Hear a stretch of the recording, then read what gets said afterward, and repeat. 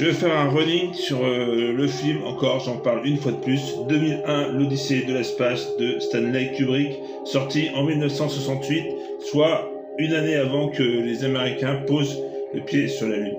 Donc c'est un film, franchement, je vous dis, hein, j'ai dit ça aux jeunes surtout, hein, qui ont vu Avatar, Interstellar, Seul sur Mars, tout ça.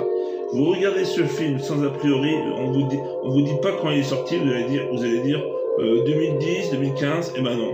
1968, vous allez voir, c'est des effets spéciaux, vraiment, ça d'ailleurs, c'est ce qui a donné à George Lucas l'idée de lancer son propre truc.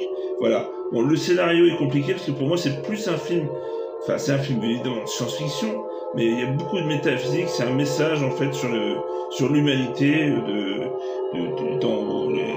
des hommes singes jusque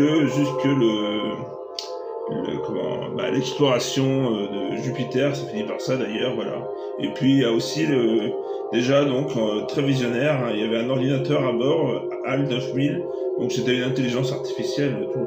D'ailleurs les plans qu'on voit, les vaisseaux, tout ça, enfin c'est hyper moderne quoi. Aujourd'hui on n'en fait pas des pareils, on est loin de le faire.